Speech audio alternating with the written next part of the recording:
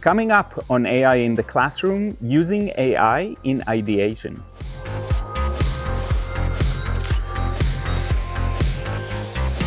Hi, my name is Guy Trainin, and this is AI in the Classroom from TechEdge, and today I want to talk about ideation. AI is fantastic in many ways, but it is incredibly helpful when ideating. There's quite a bit of evidence out there that it actually can generate a lot of ideas and really nice ideas, and of course improve our ideas as it goes along.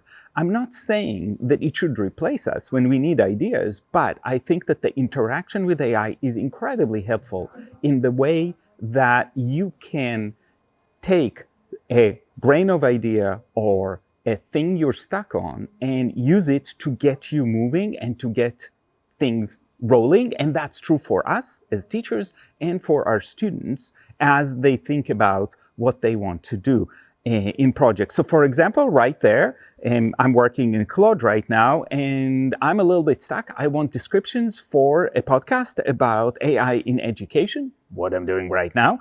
And so this is easy. And this is one of the things that I love about AI, is that when I come up with ideas, I come up with 1 or 2 or 3, I can tell AI, come up with 10 ideas, come up with 20 ideas. I find that anything beyond that, although it's able to generate that, is not usually helpful for me because it's just impossible to go over. But that allows me to see what's happening and to make some choices. And I can say, right, think about, what is it that I want? Well, I don't know right now. I know I want to do something about AI in education. I want a direction. This is a great way to get some ideas flowing and then to make them better. So for example, after I generate the ideas, and again, the big idea here is that I want lots of these ideas. Now I can say, please rate these ideas based on their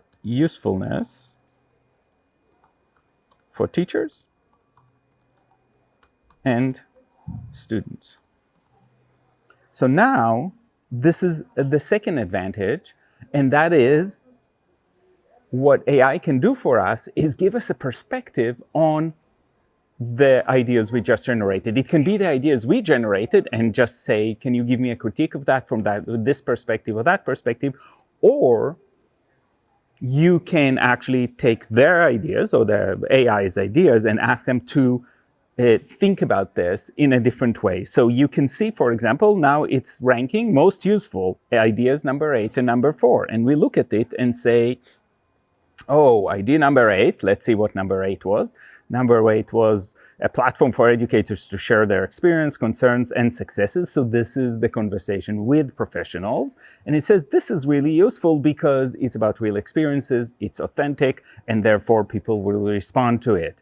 This idea number 4 exactly works along those same lines. So what at least Claude is thinking is that conversation with educators who are doing things in the field is one of the most useful ways to connect with an audience. And you can see that there's very useful, less useful. So AI, which is very unique, usually when you generate things with computer, it doesn't have a way to evaluate them. And if it does, it goes only for the best ideas. So this is really a different take on this that allows us to really think about how this plays out and to have an aid. Now, again, it's not making the decisions. I can say, this is really great, but I'm shooting in the morning. Teachers don't have time in the morning to interact with me. So this idea of interacting with teachers in real time is not going to be useful. Therefore, I'm not going to choose this solution. The human has to be in the process, but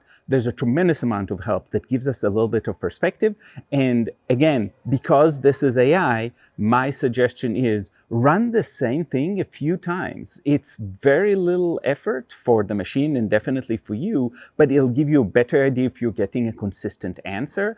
And you can do it from different perspectives. So you can say, oh, from a K-12 student perspective, can you rank them? From a teacher perspective, from an administrator perspective. So you can have multiple perspectives because AI knows how to take that stance and therefore provide you with a lot of feedback. The last idea that I have is, of course, thinking about critiquing your own ideas. So as you're building an assignment or you're ideating a project or something like that, giving the outside perspective, for example, evaluating how much time it's going to take or how many resources it's going to take, helps you narrow down whether this is a good idea or not. So you, again, getting that outside perspective and really benefiting from interacting with AI. You're not letting AI replace you, but you are getting perspective from AI that is really hard to get out when we're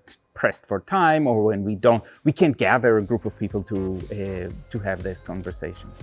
So today on AI in the Classroom, we talked about AI in ideation, and I'll see you next time.